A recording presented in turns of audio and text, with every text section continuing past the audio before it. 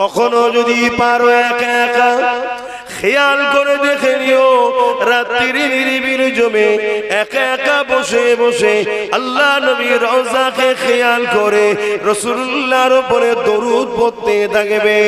এ যুবকেরা, তরুণেরা, তোমার চোখের কোণা দিয়ে পানি ঝরে যাবে, তোমার দিলটা নরম হয়ে যাবে, তোমার ব্যথার বোঝটা হালকা হয়ে যাবে, ভারী বুকটা হালকা হয়ে যাবে, অন্তরটাতে শান্তি এসে যাবে।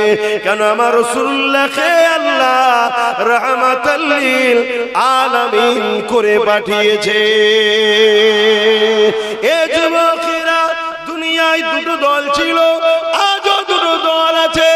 একটা দল হলো রহমানের, আর একটা দল হলো রহিমের। একটা দল হলো রহমানের, আর একটা দল হলো ইবলিস শয়তানের। এই দুটো দল যুগে যুগে ছিল, আজও রয়েছে, কিয়ামত পর্যন্ত দুটো দল থাকবে। মনে রাখবে, সেদিন রহমানের দলে হযরত মুসা কালিমুল্লাহ ছিলেন, কিন্তু ইবলিস শয়তানের দলে ফিরআউন ছিল। সেদিন রহমানের দলে হযরত ইব্রাহিম খলিলুল্লাহ ছিল। আর এমন করে ইব্রাহিম খলিলুল্লাহ রহমানের দলে ছিল, আর ইবলিস শয়তানের দলে নমরুদ ছিল। সেদিন এমন করে হযরতে ইমাম হুসাইন পাক ছিলেন রহমানের দলে, এজিদ ছিল শয়তানের দলে। চলে আসেন আমার হিন্দুস্তানের বুকের খবর শুনে। সেদিন সুলতানে গরিবে নওয়াজ খাজা মুঈনুদ্দিন আজমিরি, তিনি ছিলেন রহমানের দলে। তৎকালীন সময় পৃথ্বীরাজ জালিম শাসক যারা ছিল, এরা ছিল শয়তানের দলে। সেদিন হতভাগা আকবর ছিল শয়তানের দলে, আর মুজাদ্দিদ আল-ফিসানি তিনি ছিলেন রহমানের দলে। সেদিন আমার আপনার মুর্শিদ কিবলা জামানার মুজাদ্দিদ ছিলেন রহমানের দলে, আর ব্রিটিশ হুকুমত ছিল শয়তানের দলে। শুনছেন? এই দুটো কাতার যুগে যুগে আসছে, এই দুটো দিক মনে রাখবেন। পানি আর তেলকে কিছু সময়ের জন্য হলো এক জায়গায় করা যায়, কিছু সেকেন্ডের জন্য হলো ঘুটে দেওয়া যায়, কিন্তু এক পাল, এক সেকেন্ড, এক ন্যানো সেকেন্ড, এক ন্যানো সেকেন্ডের মধ্যে ইসলাম জুলুম আর সন্ত্রাসকে এক জায়গায় করা যেতে পারে না। ইসলাম তো জুলুমকে মুক্ত করার নাম, অর্থাৎ এটা রহমানের দিক, আর জুলুম শয়তানের দিক। তা আজও শয়তানের দিক আছে, রহমানের দিক আছে। তোমার বিবেক কোন দিকটা বলছো, তুমি সেদিকে যাও। মনে রাখবেন, যুগে যুগে শয়তানের লোকেরা মানুষকে হুমকি দিয়ে, ভয় দেখিয়ে, লোভ লালসা দিয়ে, অর্থ দিয়ে, লোভ দিয়ে, সোনা দিয়ে, এমনকি আশরাফি দিয়ে, এক কথায় অর্থের লোভ দিয়ে মানুষকে খরিদ করার চেষ্টা করেছে। যত শেষে যখন মানুষকে কোনোভাবে খরিদ করতে পারেনি, তাদের কৃতদাস দাসী গোলাম বানাতে পারেনি, তখন শয়তানের দলের চেলারা সেই মানুষকে হত্যা পর্যন্ত করেছে। আর যুগে যুগে রহমানের দলের লোকেরা ইনসাফের পক্ষে মানুষকে ডেকেছে, ইনসানিয়াতের পক্ষে মানুষকে ডেকেছে, মানবতার পক্ষে মানুষকে ডেকেছে। কোন অর্থ, লোভ, লালসা দিয়ে নয়, মানুষকে বলেছে এদিকে আসো, তোমার আল্লাহ খুশি হবে। মানুষ দলে দলে আল্লাহর খুশির জন্য এসেছে। জোরে বলুন সুবহানাল্লাহ। আজকেও দুটো দিক আছে, একটা রহমানের দিক আর একটা শয়তানের দিক। খেয়াল করে দেখো, আব্বাস সিদ্দিকী তোমাকে রহমানের দিকে ডাকছে না শয়তানের দিকে? যদি মনে হয় আব্বাস সিদ্দিকী শয়তানের দিকে ডাকছে, তোমার উচিত নয় আমার সঙ্গে থাকা। আর যদি মনে হয় যে না, রহমানের দিকে ডাকছে, তাতে যদি তোমার দুনিয়ায় একটু লসও কিছু হয়, তাও লসকে ত্যাগ স্বীকার করো। ডাকে সারা দিয়ে জমে জমে আসতে হবে। কেন? আজকেও দুটো দিক আছে। সেদিন নবীরা ছিল রহমানের দিকে, আজকের আলেমে হাক্কানিরা হলো রহমানের দিকে। কথা বুঝে আসছে? সেদিনে নবীদের সঙ্গে লড়াই হয়েছিল জালিম শাসকদের, আজকাল হাক্কানি আলেমদের সঙ্গে লড়াই হচ্ছে জালিম শাসকদের। এই দুটো দিক সর্বসময় ছিল, আজও আছে। তবে মনে রাখবেন, আল্লাহ পরীক্ষা নেবে, কাউকে আল্লাহ গরীব বানিয়ে পরীক্ষা নেবে, কাউকে আল্লাহ ধনী বানিয়ে পরীক্ষা নেবে, কাউকে আল্লাহ দুর্বল করে পরীক্ষা নেবে, কাউকে আল্লাহ শক্তিশালী করে পরীক্ষা নেবে। এ নওজোয়ান তরুণেরা, আল্লাহ নবী জানিয়ে দিলে একটা সময় আসবে আমার উম্মত উম্মতিরা প্রচুর মার খাবে। সাহাবা হুজুররা জিজ্ঞাসা করলে, ইয়া রাসূলুল্লাহ, হাবিবাল্লাহ, এই মার কেন খাবে? তাদের কি সংখ্যা কমে যাবে? আল্লাহ নবী বললেন, না, সংখ্যা তোমার ভাইদের কমবে না, তারপরও কেন মার খাবে? আমরা আজকে মার খাচ্ছি না খাই না? কথা বলুন, পুরো দুনিয়া জুড়ে মার খাচ্ছি না খাই না? রাসূলুল্লাহর কথাটা মিলছে কি? দেখুন, মিলবে তো 100%। সাহাবারা জিজ্ঞেস করছে, হুজুর মার খাবার কারণ তাদের সংখ্যা কি কম হবে? আল্লাহ নবী বললেন, না, সংখ্যা কম হবে না, তাদের মধ্যে আল্লাহর ভয় উঠে গিয়ে জালিম অত্যাচারী শাসকদের ভয় ঢুকে যাবে, মৃত্যুর ভয় ঢুকে যাবে, এজন্য তারা মার খাবে। আজকে বলুন, আমাদের অন্তরে আল্লাহর ভয় আছে? যদি আল্লাহর ভয় থাকে, সে অন্তরে কখনো জালিম হুকুমাতদের ভয় ঢুকতে পারে না। আজ বহুত মানুষ আছে মুসলিম ঘরের ছেলে, যারা জালিম হুকুমাতদেরকে ভয় করে, আল্লাহকে ভয় করে না, এজন্য মার খাচ্ছে। আর যারা আল্লাহকে ভয় করে, ওয়ালিমান খাফা মাকাম রাব্বিহি জান্নাতান, আল্লাহ তাদেরকে দুটো দুটো জান্নাত দেবে। জোরে বলুন সুবহানাল্লাহ। আল্লাহ নবী সাহাবাদেরকে কত ভয় দেখানো হয়েছিল।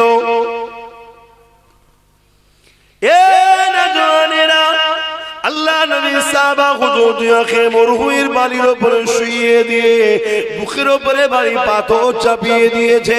তোমাদের কারোকে কি মরুভূমির বালিতে শুইয়ে বুকে ভারী পাথর কি চাপানো হয়েছে? বলো, চাপানো হয়েছে? আল্লাহ নবী সাহাবাদের উপরে কত জুলুম হয়েছে, সাহাবা হুজুররা এত জুলুম কষ্টকে সহ্য করেছে, তথাপি আল্লাহ রাসূলকে ছেড়ে দেয়নি, রহমানের দলকে ছেড়ে চলে যায়নি। জুলুমের দিকে, অন্যায়ের দিকে, সন্ত্রাসের দিকে, অত্যাচারের দিকে চলে যায়নি। আল্লাহ নবী সাহাবা হুজুরকে মরুভূমির গরম বালি কত গরম যারা পা দিয়েছে তারা বোঝে, যেখানে পিঠ আপনার পুড়ে যাবে এমন খালি পা দেওয়া যায় না। পায়ের তলার চামড়া তবুও তুলনামূলক পিঠের চামড়া থেকে অনেক মোটা, পায়ের চামড়া যেখানে দেওয়া যায় না ওখানে আপনার চিৎ করে শুইয়ে দিয়ে ভারী মুখে পাথর চাপিয়ে দিয়েছে। সাহাবা হুজুররা নিঃশ্বাস নিতে পারছে না। এই অবস্থাতে আল্লাহ নবী সাহাবাদেরকে জালিমরা ভয় দেখাচ্ছে, তোমাকে জানে মেরে দেওয়া হবে। সাহাবা হুজুররা বলতে লেগেছে, আমরা মরে যেতে রাজি আছি, আল্লাহ রাসূলকে ছেড়ে দিতে রাজি নয়।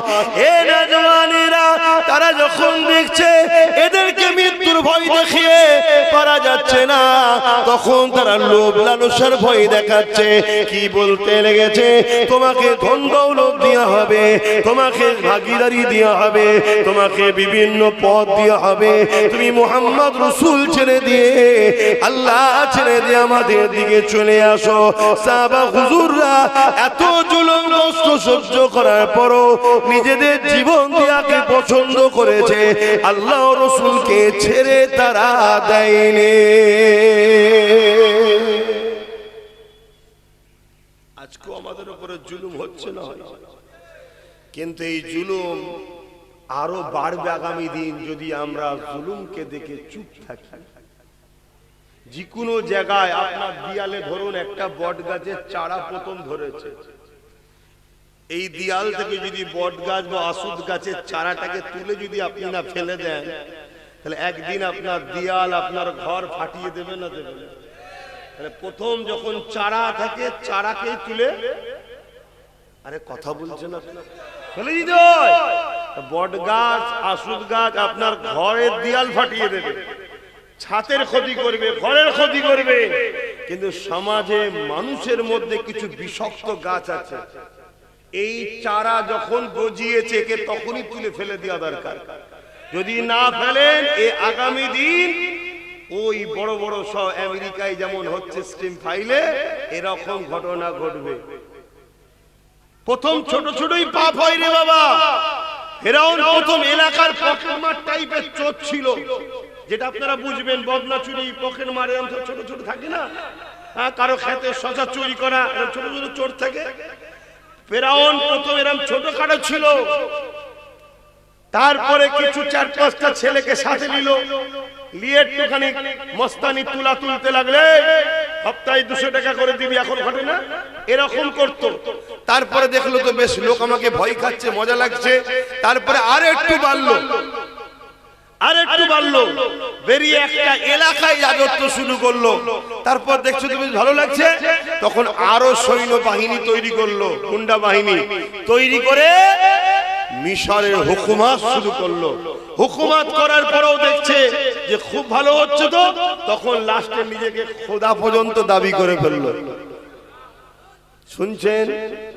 তাহলে প্রথমেই যখন শুরু হয়েছিল তখন যদি এলাকা ধরে মানুষ একটু যদি বিচার ব্যবস্থা করে দিত, তাহলে ফেরাউন আজকে কিন্তু খারাপ দিকে। জানি সবই আল্লাহর হুকুম, কিন্তু বাস্তবটাকেও তো আপনাকে বুঝতে হবে। তাই জুলুম যখনই হয়, ইসলাম তাই জুলুমের বিরুদ্ধে বারবার বলেছে, অন্যায় করা, জুলুম করা যেমন হারাম, জুলুমের বিরুদ্ধে লড়াই করাও ফরজ। জোরে বলুন সুবহানাল্লাহ। জুলুম করা কি হারাম, আর জুলুমের বিরুদ্ধে লড়াই করা ফরজ। আপনি কোন অমুসলিমের উপরেও জুলুম করতে পারবেন না, আপনি কারোর উপরে জুলুম করতে পারবেন না, কোন আল্লাহর সৃষ্টি মানুষ ছাড়া অন্য ছোটখাটো জীব জন্তুর উপরেও আপনি জুলুম করতে পারবেন না। এই জুলুম করা হলো হারাম। আর কিন্তু কেউ জুলুম যদি করে তাকে মাফ করে চলে যাবেন, এটাও চলবে না, তার বিরুদ্ধে লড়াই করা ফরজ। জোরে বলুন সুবহানাল্লাহ। আমরা যদি জুলুমের বিরুদ্ধে লড়াই করি, একটা ফরজের আদায় হবে। জোরে বলুন সুবহানাল্লাহ। আর জালিমরা যদি আমাদের বিরুদ্ধে লড়াই করে, তারা হারাম কাজ করছে। কথা কিছু মাথায় ঢুকছে? তাহলে হকের পক্ষে আমরা আছি না? না। রহমানের পক্ষে আছি না? না। মনে খুশি নেন, হয়তো আপনাকে অনেক বাধা আসবে, কিন্তু বাধা যদি না আসে তাহলে প্রকৃত প্রেমিককে পরিচয় কি করে পাওয়া যাবে?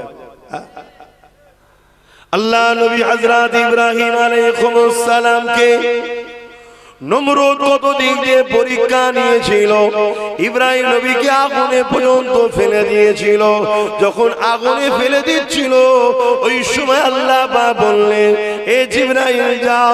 হযরত জিবরাইল চলে আসলেন, আব্বা জান ইব্রাহিম আলাইহিস সালামকে বলতে লাগলেন, হে হযরত ইব্রাহিম, নমরুদ আপনাকে আগুনে ফেলে দিচ্ছে, আপনার কি কোনো সাহায্য করতে হবে?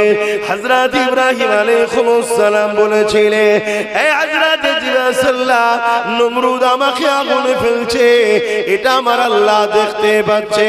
আমার আল্লাহ তিনি শাইউন কাদির, তিনি আমাকে বাঁচাতে পারে। তবে শুনে রেখে দেন, আমি আল্লাহকে ভালোবাসি, এই জন্য আল্লাহ আমাকে পরীক্ষা নিচ্ছে।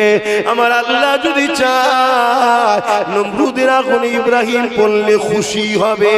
আমি ইব্রাহিম আমার আল্লাহকে এত ভালোবাসি, আমি আমার আল্লাহর খুশির জন্য একবার নয়, 1000টা যদি জান আল্লাহ ফিরিয়ে দেয়, 1000 বারই আল্লাহকে খুশি করার জন্য আমি নমরুদের আগুনে পুড়তে রাজি আছি। আরো জোরে বলুন সুবহান। আজ আপনি হকের পক্ষে আছেন, ন্যায়ের পক্ষে আছেন, আপনার উপরে জুলুম হচ্ছে, আপনাকে মিথ্যা মামলা দেওয়া হয়েছে, আপনাকে মারা হয়েছে, আপনার হককে কেড়ে নেওয়া হয়েছে, আপনার নামে প্রকৃত হয়তো আপনি ঘর পাওয়ার মালিক, আপনি ঘর পাননি কেন? হকের পক্ষে আছেন তাই। এটা জানবেন আপনাকে পরীক্ষা নিচ্ছে আপনার আল্লাহ। যদি আল্লাহ আপনাকে তেরপলের তলায় শুইয়ে পরকালে জান্নাত দিতে চায়, তাহলে আল্লাহর ফয়সালাতে আপনি খুশি নই কেন? আল্লাহ যদি আপনাকে দুবারা সুখিয়ে রেখে পরকালে ধনীদের থেকে গরিবরা 500 বছর আগে জান্নাতে যাবে, যদি আল্লাহ আপনাকে 500 বছর আগে জান্নাত দিতে চায়, এটা আপনি ধৈর্য হারা কেন? এটাই তো নফসের পরীক্ষা। এই যে রমজান মাস আসছে, রমজান মাস অ্যাকচুয়ালি আল্লাহ দিয়েছে কেন? যাতে করে আমরা তাকওয়া পরহেজগার হতে পারি, তাকওয়া অর্জন করতে পারি। তাকওয়া কি? আল্লাহর ভয়। খোদার থেকে যারা কন্ট্রোল করতে পারে না, তারা সমাজে কি করে কামিয়াবি হবে? এক ব্যক্তি এক আল্লাহর ওলির দরবারে এসেছে বায়াত মুরিদ হতে।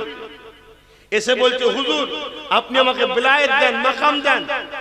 আল্লাহর ওলি বললেন, মন দিয়ে শুনবে, অসুবিধা হচ্ছে, মন দিয়ে শোনো।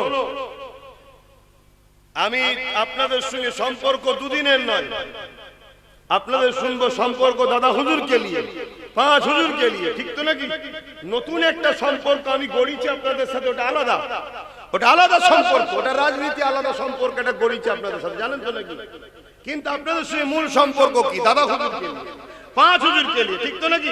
আর রাজনীতির সম্পর্কটা গড়িছে এর পিছনে একটাই কারণ, বাপ কেউ তোমাকে লোহা নিয়ে মারতে আসছে, আমার হাতে যদি একটা চেলা কাটো না থাকে, আমি তোমাকে বাঁচাবো কি করে ভাই? কেউ তোমাকে রাজ শক্তি দিয়ে উচ্ছেদ করতে আসছে, মেরে দিতে আসছে, তোমার অধিকার কেড়ে নিতে আসছে, তোমায় গোলাম বানাতে আসছে, রাজ পাওয়ার দিয়ে তোমাকে আল্লাহ রাসূল থেকে ফেরাউনের মতো সরাতে আসছে, তার মোকাবেলা করতে গেলে আমার হাতেও তো একটা পাওয়ার দরকার।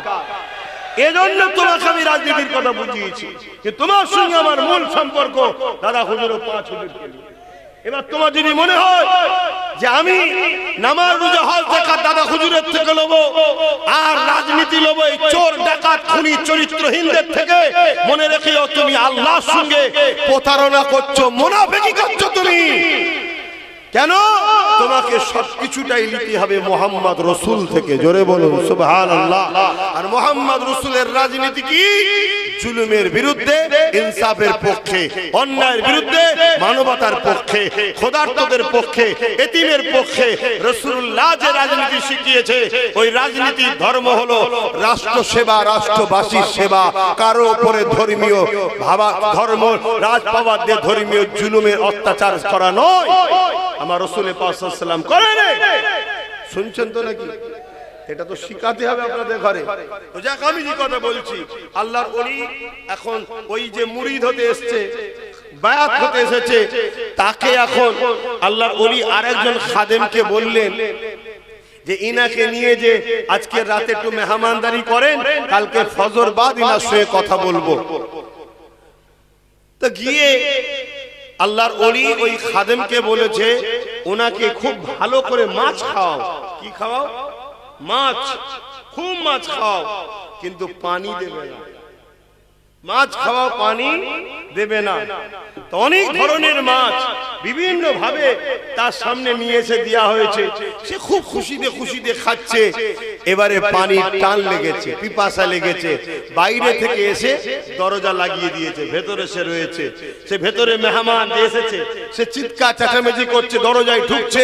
এ কি তোমাদের মেহমানদারি?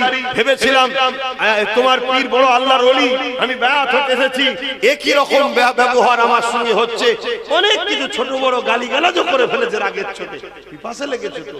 আর মাছ খেলে দেখবেন পিপাসা বেশি লাগে, পিপাসা বেশি লাগে। কেন? মাছ পানিতে সব সময় থাকে, ওকে খেলেও পানির টানটা বেশি লাগে। তো এরকম হতে হতে সারা রাত কেটে গেছে। ফজরের সময় দরজা খুলে দিয়েছে। দরজা খুলে দিতে খাদেম যে ছিল তার কলার টলার ধরে হালকা পাতলা ঝগড়াও করে ফেলেছে। এমন সময় পীর সাহেব এসে হাজির। এ বাবা, কি হয়েছে? তখন ও বলছে, আরে আমি আপনাকে হুজুর মনে করেছিলাম, হ্যাঁ আমি আপনাকে হুজুর মনে করেছিলাম, আর আপনি কি মেহমানদারি আমাকে খাইয়েছেন মাছ আর পানি দেন নাই, সারা রাত পিপাসায় ছটফট করেছি। আল্লাহর ওলি বললেন বাবা পানি দাও একে, শোনো পানি দাও। পানি দেয়া হলো।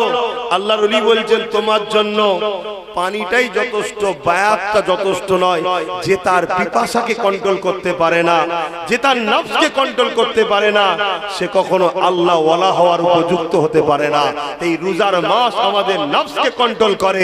আজকে সামান্য 1000, 2000, 1500, 3000, 5000, 10,000 টাকা যে কন্ট্রোল করতে পারে না, সে কি করে আল্লাহ রসুলকে নিজের উম্মত বলে, নিজের আল্লাহর বান্দা বলে পরিচয় দেবে ভাই? অথচ সাহাবা হুজুর দিগকে খ্রিস্টান বাদশারা বন্দী করে নিয়ে গিয়ে তাদেরকে লোভ দিয়েছে, অর্ধেক রাজত্ব দিয়ে দেওয়া হবে। এ যুবকেরা, আল্লাহ নবী সাহাবা বলেছেন খোবাইব হুজুর যে আমার রাজত্ব চাই না, আমি রাসূলুল্লাহর কদমে সর্বসময় হাজিরি থাকতে চাই। এ তরুণেরা, আমার নবী পাকের প্রেমিকেরা, আল্লাহ নবী সাহাবাদের উপরে কত দিক দিয়ে পরীক্ষা হয়েছে। আল্লাহ নবী সাহাবা আব্দুল্লাহ ইবনে উযাইফা রাদিয়াল্লাহু তাআলা হুজুরকে এমন করে খ্রিস্টান বাদশা বন্দী করে নিয়ে গিয়ে এক ঘরের মধ্যে বন্দী করে দিল। বন্দী করে দিবার পর তিনাকে বলতে লেগেছে, এ হুযাইফা, মুহাম্মদ রাসূলকে ছেড়ে দাও, আল্লাহকে ছেড়ে দাও, তোমাকে আমরা এমন করে অনেক ধন দৌলত দেব, সম্মানিত করব। আল্লাহ নবী সাহাবী বললেন, আমি কোনো কিছু চাই না, আমি রাসূলুল্লাহ ছাড়া কখনো বাঁচতে পারবো না। এইভাবে আল্লাহ নবী সাহাবীকে ওই সময় জালিম বাদশা বলল, ঘরের মধ্যে বন্দী করে দাও, 3 দিন খেতে না দিলে মুহাম্মাদের অনুসারীর ঠিকানা ঠিক চলে আসবে। তারা মনে করেছিল 3 দিন খেতে না দিলে হয়তো সে রাসূলুল্লাহ সাহাবীটা ওই জালিম বাদশার কথা মেনে নেবে। এ উম্মতে মুহাম্মাদি, আমাদের ইতিহাস কি শোনো, আজ আমরা 200, 500, 1000 টাকার জন্য কোন শয়তান যদি ডাকে সেখানেও ভিড় করতে চলে যায়। যাই না, যাই না। কি জন্য এসেছিস বাবা? রাস্তায় দেখা হলে আবার সালাম ও দেয়, ভালো আছেন ভাই? তুই কোথায় আছিস? বলছে ভাইজান 500 টাকার ব্যাপার আছে। তো টাকাটাই এত কিছু? টাকাটাই এত কিছু? কোরআন বলছে অন্যায়ের জায়গায় গিয়ে ভিড় করলে, অন্যায়কারীদের ঘরে তুমি উৎসাহিত করলে, অন্যায়কারীকে উৎসাহিত করলে, তাই তুমিও অন্যায়কারীদের দলভুক্ত হয়ে যাও। তোমার কাছে 500 টাকা এত জরুরি? বলতে পারো যে ভাইজান আমরা গরিব মানুষ, তাই আমাদের কাছে জরুরি। ভাই, আমার রাসূলুল্লাহর পাক কন্যা খাতুনে জান্নাত ফাতেমা জাহরা রাদিয়াল্লাহু তাআলা আনহার একটা ঘরের কথা শোনাচ্ছি। অসুবিধা হচ্ছে? হুজুর ইন্তেকাল করার সময় হয়েছে। আম্মাজান খাতুনে জান্নাত স্বামীর কোলে মাথা দিয়ে চোখ বন্ধ করে রয়েছে, ইন্তেকালের টাইম হয়েছে। হযরতে মাওলা আলী মাথায় হাত বুলাচ্ছে, হাত বুলাতে বুলাতে বলছে, এই ফাতেমা, স্ত্রীকে বলছে স্বামী হযরতে মাওলা আলী, এতদিন সংসার জীবনে কোনোদিন আপনি আমার কাছে কিছু চাননি, কোনোদিন কিছু চাননি।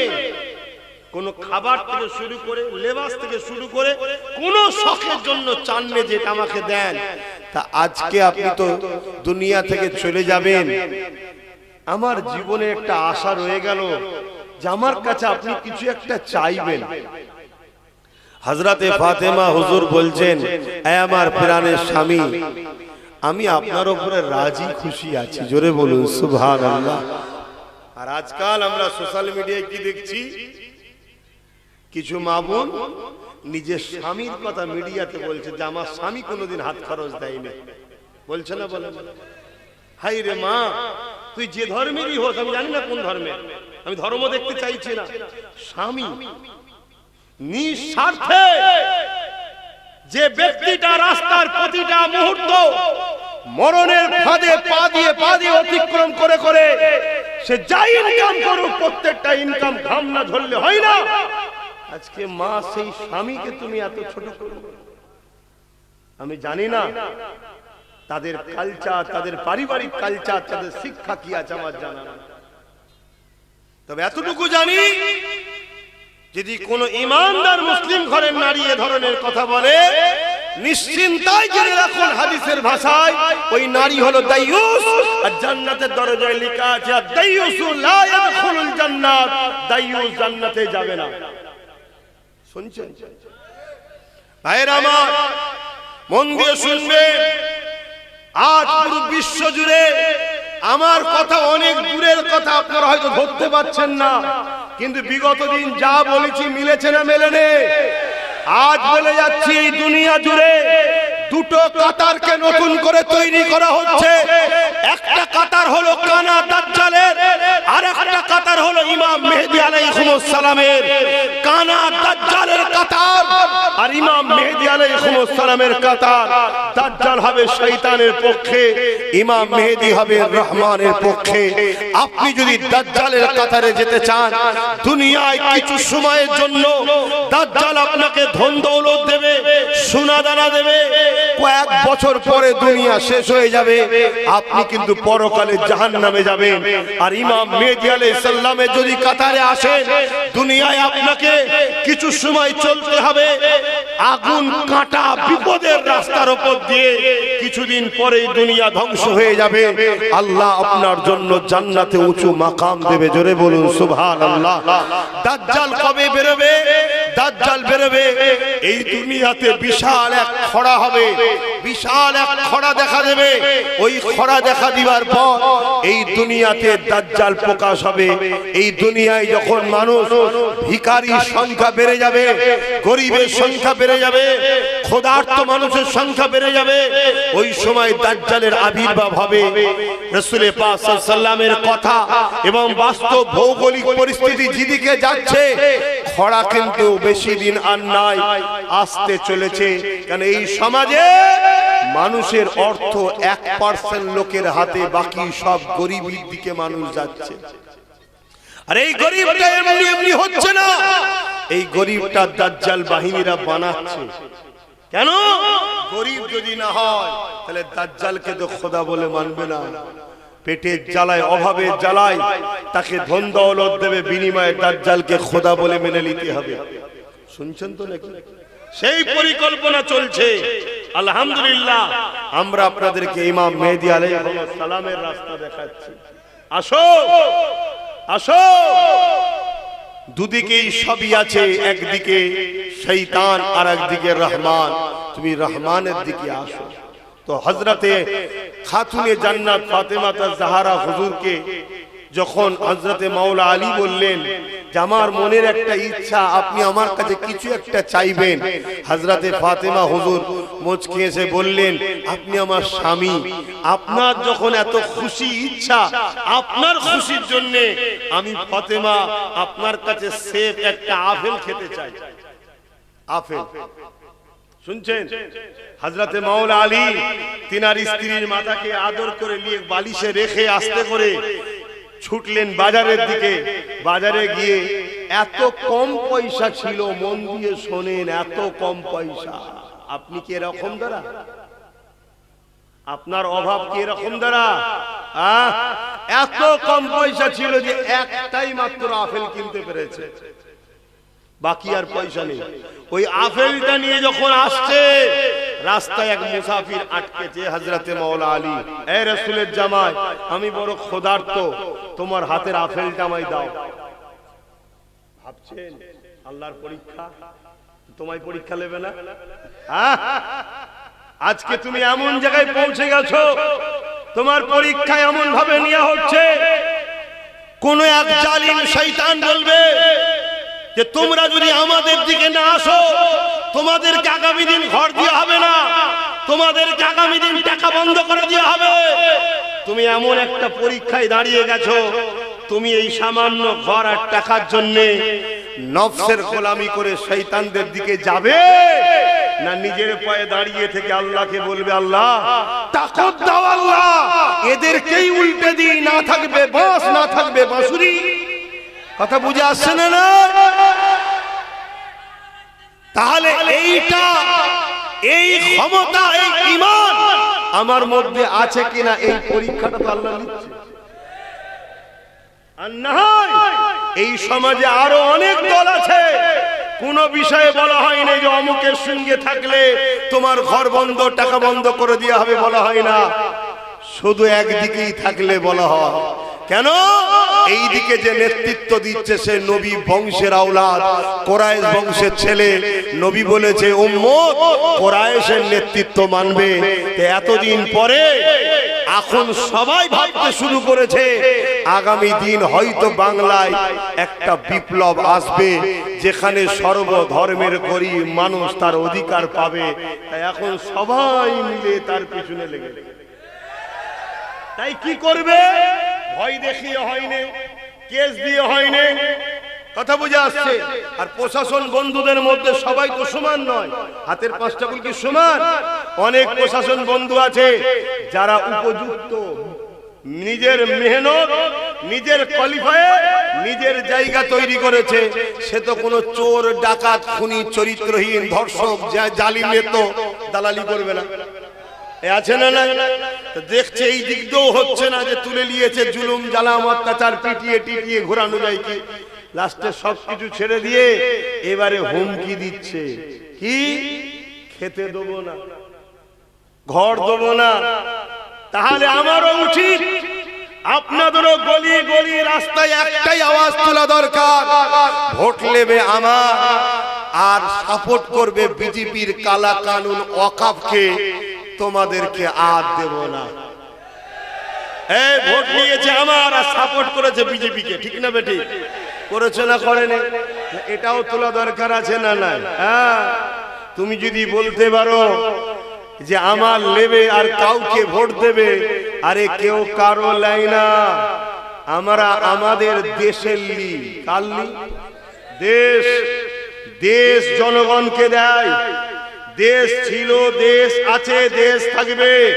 দেশটার নাম হলো ভারতবর্ষ, দেশটার নাম হলো ইন্ডিয়া, দেশটার নাম হলো হিন্দুস্তান। দেশ তার জনগণকে খাওয়ায়। আমি দুনিয়া বিদিতে বলছি, বেশাক রেজেকের মালিক আল্লাহ, কিন্তু দেশের যে ট্যাক্সের টাকা সেই দেশের রাজকোষ থেকে জনগণ পায়। কিন্তু কেউ আজকে পিএম, কেউ আজকে সিএম। জনগণ পিএম বানায়, জনগণ সিএম বানায়। দেশের মানুষকে একজন কর্তা দরকার তো চালাবার জন্য। না পিএম ঘরের টাকা দেয়, না সিএম ঘরের টাকা দেয়, কিন্তু জনগণের ভোটে পিএম আরবপতি, জনগণের ভোটে সিএম আরবপতি। আর জনগণ দিনকে দিন গরিবী হয়ে যাচ্ছে।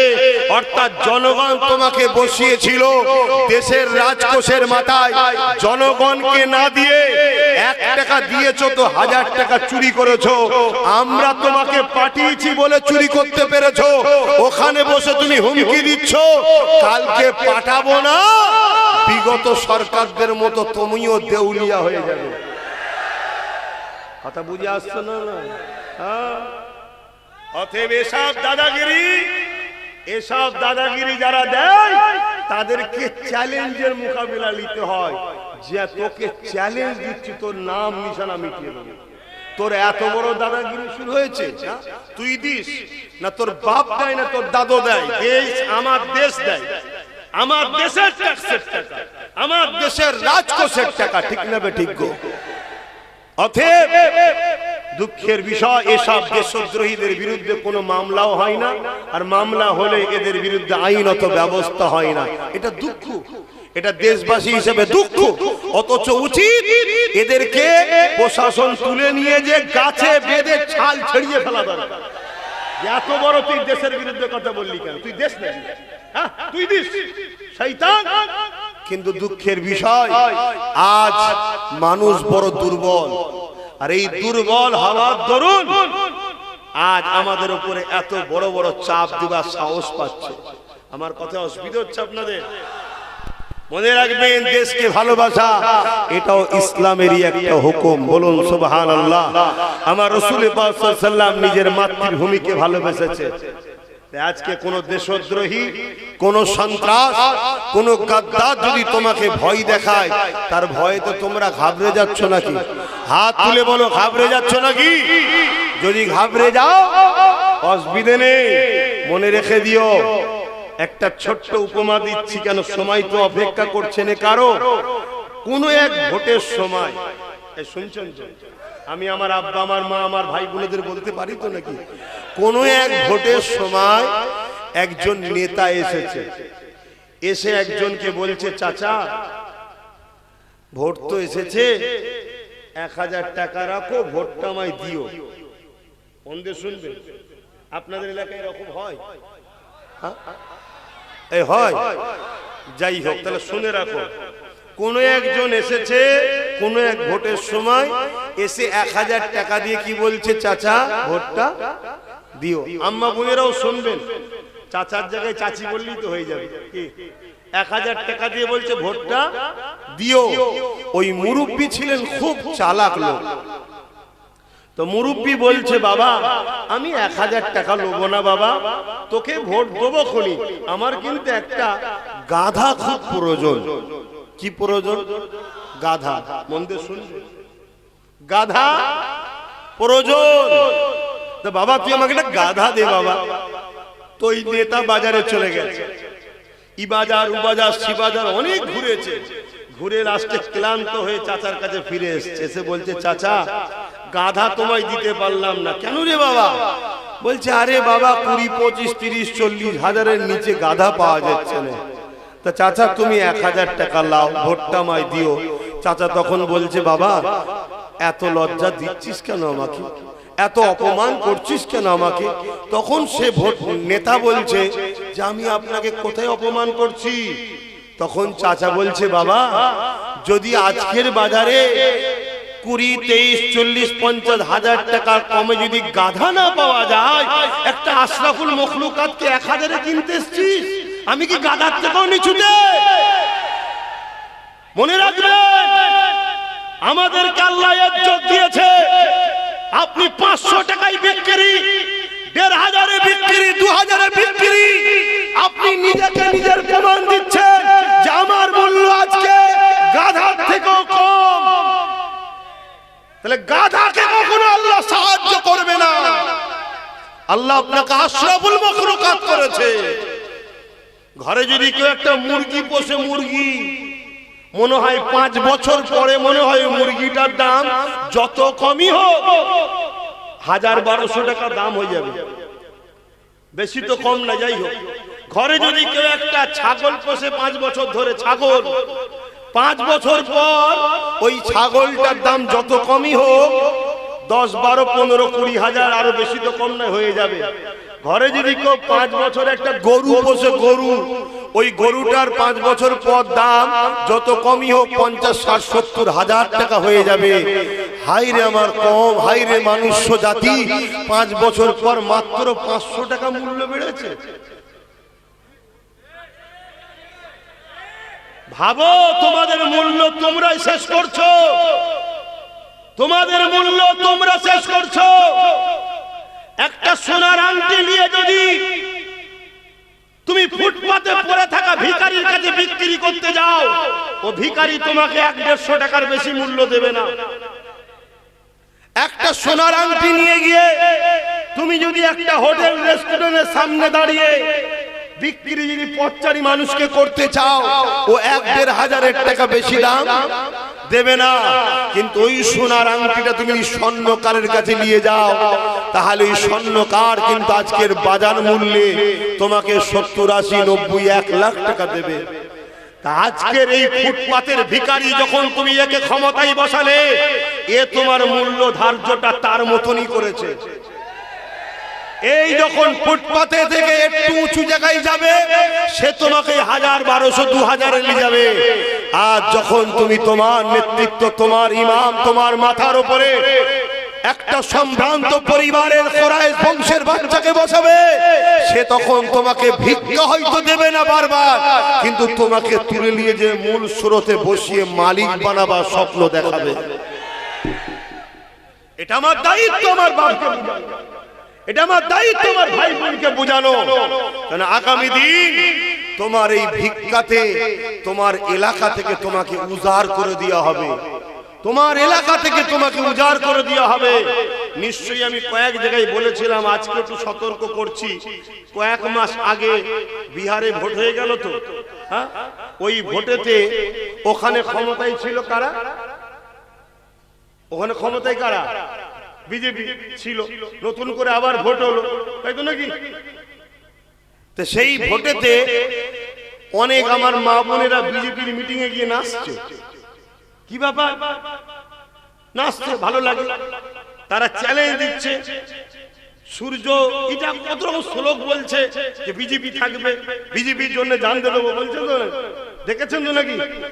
তারপরে ভোট হয়ে যাওয়ার পর সেই মা বোনগুলোই দেখি আবার কাঁদছে। কি ব্যাপার, কেন কাঁদছেন? বলছে আরে यार 10,000 रुपया दिए थे, जाके पूरा परिवार भाजपा के सिम में वोट दे दिए। 10,000 টাকা দিয়েছে, পুরো পরিবার যে ভাজপার সিম্বলে ভোট दे दिए। अभी वो लोग जीत के बुलडोजर लेके हमारा ही घर जोड़ रहे हैं। জিতার পরে আমাদেরই ঘর এখন ভাঙছে। তাহলে কাল আজকে কেউ যদি ব্যবসা করতে নাবে যে কিছু করার নেই, চলো চলো ভাঙরের মানুষের পিছনে 100 কোটি টাকা খরচ করো, দাও দাও দাও, দিবার পরে ধরো তোমাদেরকে কিনে নিল, তারপরে তোমার থেকে 200 কোটি তুলবে না? কার বাপের টাকা ছাপা মেশিন আছে? হ্যাঁ, অতএব বোঝো বাপ। আর যদি বলো দেশ আমাকে দিচ্ছে, দেশ কোনোদিন তোমার থেকে তুলবে না। দেশ তোমাকে তো ভালোবাসে, দেশ তো তোমাকে বুকে জায়গা দিয়েছে, দেশ তো তোমাকে থাকার জন্য শিক্ষা, স্বাস্থ্য, কর্মসংস্থান দিতেই হবে, তার ব্যবস্থা করেছে। সেই দেশ তোমাকে কি দিচ্ছে? শিক্ষা, স্বাস্থ্য, কর্মসংস্থান, বাসস্থান। এই চারটে যদি তুমি পাও, জানবে দেশ দিচ্ছে। কথা বুঝে আসছে? বাকি সবটাই দেশেরই জিনিস, কিন্তু কেউ দালালি করছে তোমাকে বিক্রি করার জন্য মোটা অঙ্কের টাকায়। তাই আমার দায়িত্ব, আপনারা আমাদেরকে ভালোবাসেন, তাই বুঝালাম সাবধানে ভাবিয়া করিও কাজ, করিয়া ভাবিও না। বোঝার হলে বুঝবেন, না বোঝার হলে আমার তো কিছু করার নেই। আমার কিছু করার আছে? কোনো কিছু করার নেই। আসেন একটু সালাম পড়ে নি, তারপর দোয়া করবো। ইয়া নবী সালাম।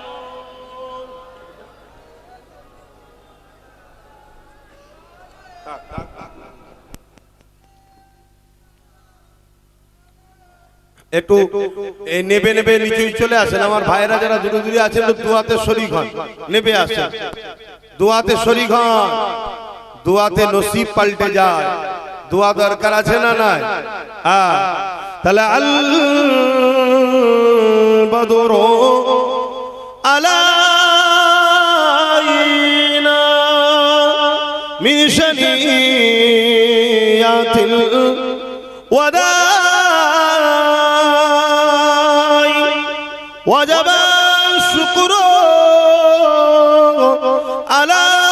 علينا ما دعا لله أهداي يا نبي سلام يا رسول يا حبيب السلام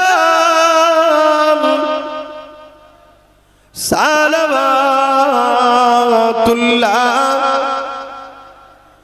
কঠিন হাসরের দিনে কি আছে মোদের কপালে, গুনাহগার উম্মাহ আতো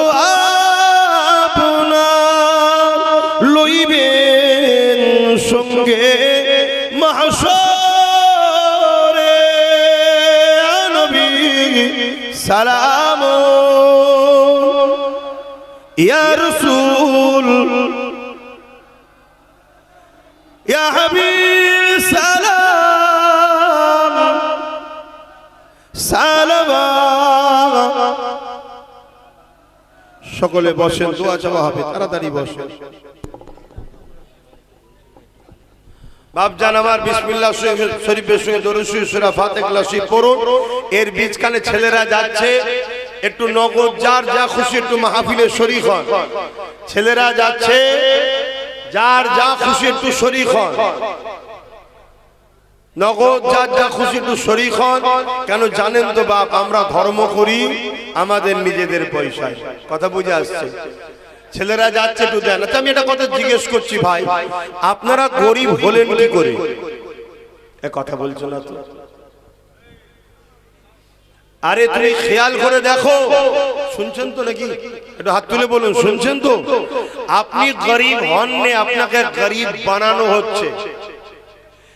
একদিকে জিনিসের দাম বাড়ছে, অপরদিকে ইনকামের রাস্তা দিচ্ছে না। শুনছেন তো নাকি? একদিকে জিনিসের দাম বাড়ছে, অপরদিকে ইনকামের রাস্তা দিচ্ছে না। জিনিসের দাম বাড়াচ্ছে কে? জোরে বলছো না তো? সরকার। আর ইনকামের রাস্তা দিচ্ছে না কে? সরকার। কেন? কেন বলবেন তো? কেন? গোলাম বানানোর জন্য। গরিব নাই, গোলাম। কেন? গরিব না হলে আপনাকে ভিক্ষা দেবেন, আর ভিক্ষা না দিলে গোলাম হবেন না। কথা বুঝে আসছে? তাহলে একদিকে জিনিসের দাম বাড়াচ্ছে তারাই, আর অপর দিকে রুজির রাস্তাও দিচ্ছে না, যাতে করে তুমি আমি গরিব হই। আর গরিব হলে বলবে আমার সাথ দাও, 21 থেকে 40 1500 টাকা গুটখা খাবার দেবো। দিচ্ছ তো নাকি? হ্যাঁ, তারাই বলছে ভাই, আমি কেন বলবো? তারাই তো বলছে গুটকা খাবার টাকা। সোশ্যাল মিডিয়ায় দিচ্ছেন নাকি? তাদেরই নেতারা বলছে গুটকা খাবার দেখা। কেন? যুব সমাজ আমাদের দিকে নেই, মুরব্বীরা আছে, যুবকরা আমাদের দিকে নেই, মা বোনেরাও আছে, যুব সমাজ আমাদের দিকে নেই। এই যুবকদের ঘরে বোঝাবার জন্য বলো, তোমাদের ঘরে তো 1500 টাকা গুটকা খাবার জন্য দিচ্ছে। তারাই বলছে ভাই, আমি বলিনি। শুনছেন তো নাকি? গুটকা খেলে ক্যান্সার হয় না? হয় না? গুটকা খেলে ক্যান্সার হয় না? হয় না? তাহলে ক্যান্সারের দিকে ঠেলার প্ল্যান চলছে না চলে না? মনে রেখে দিও, করোনা বানানো হয়েছে। করোনা বানানো হয়েছে। যত বড় মাথা তত বড় প্ল্যান। সবার লক্ষ্য গরিব মারো, সবার লক্ষ্য গরিবকে শেষ করো। যদি বুঝার হয় বুঝবেন, আর না বুঝার হয়, যেদিন বিপদ আসবে সেদিন হাই হাই কি হলো, হাই হাই কি হলো করবেন। ভালোবাসি বুঝালাম, বুঝানোটা কি অপরাধ হয়ে গেল নাকি? তো যাই হোক, আসেন যে যা খুশি দেন, আল্লাহর কাছে দোয়া করি। এজন্য ইসলাম বলেছে ভিক্ষা অপছন্দের জিনিস। ভিক্ষা অপছন্দের জিনিস। এই যে আমার পুলিশ বন্ধুরা চাকরি করে, এই জানেন তো নাকি? পুলিশরা চাকরি করে তো। আচ্ছা যদি সরকার চলে যায়, পুলিশের চাকরি চলে যাবে? জোরে বলে। পুলিশ থাকবে না? থাকবে না। কেন? কেন? ভাতা নয়, চাকরি করে তো। সরকারটা বড় কথা নয়, দেশ যতদিন আছে ততদিন আমার মাইনে আছে, চলে যাওয়ার পর পেনশন পাবো। কিছু মাথায় ঢুকছে? তা ভাতা হলো ভিক্ষা, আর চাকরি হলো অধিকার। ভাতা হলো কি? ভিক্ষা, চাকরি হলো অধিকার। সরকার দেখছে চাকরি দেখলে দিলে 50-60 হাজার নেবে, চাকরিতে 50-60 হাজার একজন পাবে বাড়িতে। সরকার দেখছে এক কাজ কর, বাড়িতে 10টা ভোটার আছে, 10 জনকে 1500 করতে দে। শুনছেন তো নাকি? তাহলে 10 জনই আমার পক্ষে। তাহলে এটা কি ভোট কিনা হচ্ছে, আর না নাগরিককে সহযোগিতা করা হচ্ছে? হ্যাঁ, এরা কিনে টিকে থাকতে চায়। শুনছেন তো নাকি? হ্যাঁ, সেই জায়গাগুলো বুঝবেন। এগুলো বড় হচ্ছে, এই যে বড় হচ্ছে, বড় হচ্ছে। যখন এই বয়সে ছিল সরষের তেলের কিলো কত করে? 40 টাকা, 30 টাকা। এখন কত কিলো? 280, 200। আর পানি, পানি নয় মানে পলিথিনকে গলিয়ে পানি করে বার করা সাদা তেল, মিশানো তেল, ওগুলো 190 টাকা দিয়ে পাওয়া যেতে পারে। শুনছেন নাকি? তাহলে গ্যাস যখন আমরা এরকম ছোট ছিলাম গ্যাসের কত দাম ছিল? আরে 400 তো আজ থেকে কয়েক বছর আগেই ছিল, মোদি আসার আগেই 400 টাকা ছিল, তখন 250 টাকা ছিল। হ্যাঁ, আর এখন কত? সোনার দাম আজ থেকে 1 বছর আগে কত ছিল? বলবেন হুজুর এসে এইসব কথা শোনাচ্ছে কেন? ইসলাম শুধু নামাজ শিখিয়াই নেই রে বাবা, সবটা শিখিয়েছে। পেটে ভাত না থাকলে ধর্ম হবে না, পেটে ভাত খাওয়ার দরকার। কথা শুনছেন তো? হ্যাঁ, আল্লাহ নবী তাই বলেছেন, যেখানে কুফরি, যেখানে গরিবি আসে সেখানে কুফরি আসে। গরিবি কুফরিকে টেনে নিয়ে আসে। তাহলে প্রথম এরা প্ল্যান করে গরিব বানালো, তারপরে এবার তোমাকে ভিক্ষা দিয়ে গোলাম বানাচ্ছে। গোলাম বানাবার পর কালকে তোমাকে ধর্ম থেকে আস্তে আস্তে সরাবে। কথা কিছু মাথায় ঢুকছে? এবারে শুধু মনে করুনি মুসলমান বিপদে আছে, এটা মনে করুনি। গরিব হিন্দুরাও বিপদে আছে, গরিব আদিবাসীও বিপদে আছে, গরিব এসসি এসটি তারাও বিপদে আছে। তুলনামূলক আমরা একটু বেশি আছি, কেন আমরা গরিব বেশি, তাই আমাদেরকে নজরে বেশি লাগছে। তাই আসো, সামনে রোজার মাস, নফসকে কন্ট্রোল করো, রোজা রাখো, আল্লাহকে খুশি করো, নফসে আম্মারাকে কন্ট্রোল করো। নফসে আম্মারা তোমাকে আল্লাহ রসুল থেকে সরায়, নফসে আম্মারা তোমাকে লোভ লালসার দিকে নিয়ে যায়, নফসে আম্মারা তোমাকে হারামের দিকে টানে। তাই একটু সাবধান সতর্ক থাকো। দুনিয়া একসাথে বসেছি, দুনিয়াতেও রুজি রুটি যাতে ভালোভাবে হয় এর জন্য মেহনত করো, খাটো, পরিশ্রম করো। চেটে বড় লোক হওনি, মেহনত করে বড় লোক হও। কথা বুঝে আসছে? ওই পয়সায় বরকত থাকবে। তো যাক, এখন আসেন, আমি দোয়া চাইবো, তার আগে একটু তওবা পড়ি। বিসমিল্লাহির রহমানির রহিম। আল্লাহ তাআলা, আমি জানা অজানা, ইচ্ছা ও ইচ্ছা সকল গুনাহ হইতে তওবা করিতেছি। আস্তাগফিরুল্লাহ রাব্বি মিন কুল্লি জামবি।